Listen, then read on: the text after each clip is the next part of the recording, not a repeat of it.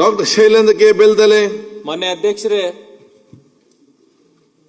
ನಾನು ಆರೋಗ್ಯ ಸಚಿವರಿಗೆ ಆಯುಷ್ ಇಲಾಖೆಯಲ್ಲಿ ಪ್ರತಿ ಹೋಬಳಿ PSC ಇರಲಿ, CSC ಇರಲಿ, ಇಲ್ಲ ತಾಲೂಕು ಆಫೀಸ್, ಡಿಸ್ಟಿಕ್ ಆಫೀಸಲ್ಲಿ ಆಯುರ್ವೇದಿಕ್ ಮತ್ತು ಹೋಮಿಯೋಪತಿಕ್ ಡಾಕ್ಟರ್ಗಳನ್ನು ನೇಮಿಸಲು ಹಾಗೂ government homeopathic medical college Kalyana Karnataka ಭಾಗದಲ್ಲಿ ಯಾದಗಿರಿ ಆಗಲಿ, ಗುಲ್ಬರ್ಗ ಆಗಲಿ, ಬೀದರ್ ಜಿಲ್ಲೆಯಲ್ಲಿ ಅಥವಾ ನನ್ನ ವಿಧಾನಸಭಾ ಕ್ಷೇತ್ರ ಸ್ಥಾಪಿಸುವ ಉದ್ದೇಶ ಇದೆ ಅಂತ ನಾನು ಮಾನ್ಯ ಮಂತ್ರಿಜಿಯವರಿಗೆ ಗಮನ ಸೆಳೆಯಲಿಕ್ಕೆ ಇಷ್ಟಪಡ್ತೀನಿ. ಆರೋಗ್ಯ ಸಚಿವರಿಗೆ ಉತ್ತರ ಕೊಟ್ಟೆ ಮಾದೇವ್ ಸಾಹೇಬರು, ಅವ್ರಿಗೆ ಕೇಳಕ್ ಇಷ್ಟಪಡ್ತೀನಿ. ಯಾಕಂದ್ರೆ ನಾನು ಒಬ್ಬ ಹೋಮಿಯೋಪತಿಕ್ ಡಾಕ್ಟರು. ಟೋಟಲ್ ರಾಜ್ಯದಲ್ಲಿ ಹೋಮಿಯೋಪತಿಕ್ 18 ಕಾಲೇಜ್ ಇವೆ ಅಧ್ಯಕ್ಷರು. ಒಂದು ಮೆಡಿಕಲ್ ಕಾಲೇಜ್ ಬೆಂಗಳೂರು ಅಷ್ಟೇ ಇದೆ. ಮತ್ತು ಆಯುರ್ವೇದಿಕ್ ಮೆಡಿಕಲ್ ಕಾಲೇಜ್ 103 ಇವೆ ಅಧ್ಯಕ್ಷರೇ.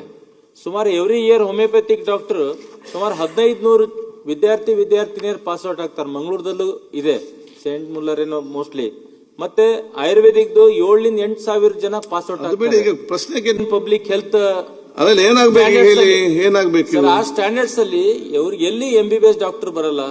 ಆ ಗ್ರಾಮೀಣ ಪ್ರದೇಶ ಸೇವೆ ಮಾಡ್ಲಿಕ್ಕೆ ಇಷ್ಟೊಂದು 1500, 7,000-8,000 ಜನ ಏನು ಆಯುಷ್ ಇಲಾಖೆಯಲ್ಲಿ ಹೋಮಿಯೋಪತಿಕ್ ಆಯುರ್ವೇದಿಕ್ ಪಾಸ್ ಔಟ್ ಆಗ್ತಾರ.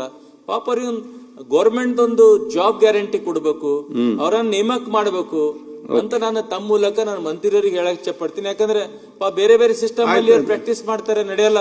ಸರ್ಕಾರದಲ್ಲಿ ಮೊನ್ನೆ ಕೋಲ್ಹಾಪುರದಲ್ಲಿ ಮಾಡಿದ್ದಾರೆ, ಎಲ್ಲ ಕಡೆ PSC ಅಲ್ಲಿ ತಗೊಂಡ್ರೆ ಅನುಕೂಲ ಆಗ್ತದ. ಯಾರು ಹೋಮಿಯೋಪತಿಕ್ ಪಾಸ್ ಔಟ್ ಆಗ್ತಾರೆ 18 ಕಾಲೇಜಲ್ಲಿ, ಅವ್ರ ಪಾಪ ಅವ್ರ ಜೀವ ನಡೀತದ ಅಂತ.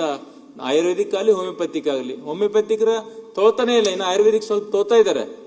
ಮತ್ತೆ ಗೌರ್ಮೆಂಟ್ ಹೋಮಿಯೋಪತಿಕ್ ಮೆಡಿಕಲ್ ಕಾಲೇಜ್ ಒಂದ್ಸಲ ಯಾದಗಿರಿಕೇನು ಫೈನಲ್ ಆಗಿತ್ತು ಅಧ್ಯಕ್ಷರೇ, ಕಳೆದ 8-10 ವರ್ಷ ಕೆಳಗಡೆ. ಅಲ್ಲಾದ್ರೂ ಮಾಡಿ ಕಲ್ಯಾಣ ಕರ್ನಾಟಕದ ಎಲ್ಲಾದ್ರೂ ಒಂದು ಬೆಂಗಳೂರು ಇದೆ, ಇನ್ನೊಂದು ಕಲ್ಯಾಣ ಕರ್ನಾಟಕದ ಯಾದಗಿರಿ ಆಗಲಿ, ಗುಲ್ಬರ್ಗ ಆಗಲಿ, ಬೀದರ್ ಆಗಲಿ, ಎಲ್ಲರ ಒಂದ್ ಕಡೆ ಗೌರ್ಮೆಂಟ್ ಹೋಮಿಯೋಪತಿಕ್ ಮೆಡಿಕಲ್ ಕಾಲೇಜ್ ಸ್ಥಾಪನೆ ಮಾಡಬೇಕಂತ ತಮ್ಮ ಮೂಲಕ ನಾನು ಮಂತ್ರಿಯವರಿಗೆ ಕೇಳಕ್ ಇಚ್ಛೆ ಪಡ್ತೀನಿ ಅಧ್ಯಕ್ಷರೇ.